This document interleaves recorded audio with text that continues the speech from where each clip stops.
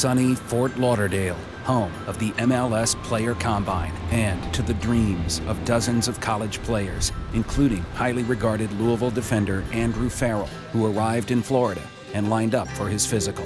Just arriving here, it's really excited, to be a part of this and being invited and obviously being offered a contract. But excited to play with some of the guys that I've watched across the country, some of the best, the top talent in college, and just really thankful for the opportunity. Well, I talked to some of the former guys at Louisville, and they said the Combine is a great experience. They enjoyed it. Obviously, you get to play against the best in college soccer. Get to prove yourself in front of a lot of coaches, and you get to make the final kind of statement. Obviously, there's rankings out there, and there's going to be people who always support you, and obviously people who are going to say all the negatives about you. I don't really listen to it. I'll do my talking on the field, I guess you could say. It's cool to be recognized and as being one of the top guys here. I'll just, I don't care where I'll end up or where I play. It's a good opportunity for me, and it's my dream come true. Out of here, man. Thank you.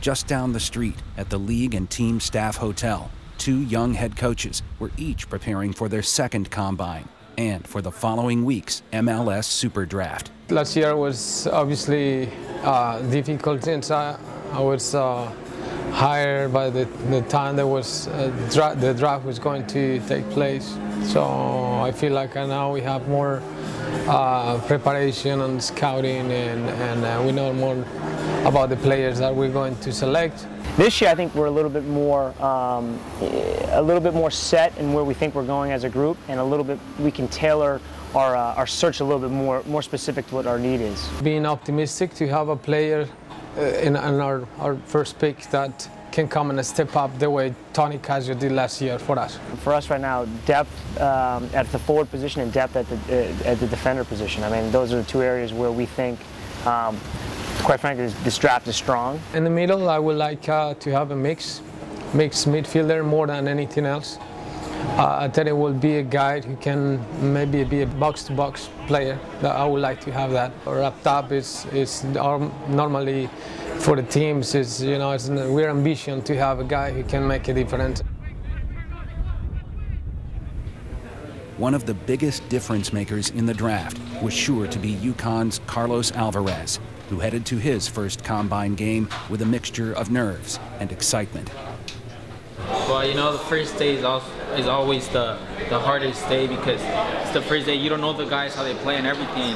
You try to get to know them in the field and off the field, and just to get the chemistry going on pretty much. You can have a great game and the guys can have a good game. It's going to be competitive, but it's a very excitement day today. The first day for our future, actually.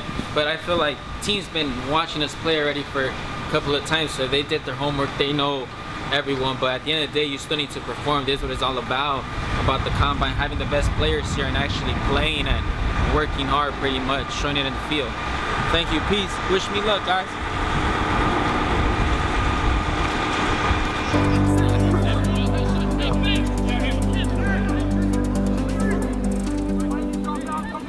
Even though you are putting these guys in an environment that is with a bit more pressure, in front of the coaches, and those reactions get a value as well. But I feel like we're doing our homework with these guys, and we have a pretty good knowledge about what we want and what they can provide to us. Communication, off the ball stuff, movement. There's no way these guys can be as sharp as they want to be or as we want them to be. But there are certain things that you'll see, like whether a player is in the right spot positionally, but I like to see the communication. I like to see how the players interact with each other, and ideas. It doesn't have to be perfect, but if there's an idea there, if there's a soccer knowledge behind it, we like to see, that's what we're looking for. Alvarez and Farrell both enjoyed strong debut games, but one fellow top prospect was unable to join them at the Combine. Furman defender Walker Zimmerman had recently suffered an injury and was forced to stay home. You know, it's interesting. I haven't seen Walker as much as Andrew, mainly because Walker's been injured a couple times that I've had the opportunity. Seen him a lot more on video. Very athletic, obviously a guy who's going to get time with our U20 national team, so he's going to get experience that allows him to grow maybe quicker than some of the other kids in his role, but he has a really high long-term upside to me. Andrew, in some ways, very similar. Very athletic, very good. I mean, they're two of the standouts for as far as the draft goes.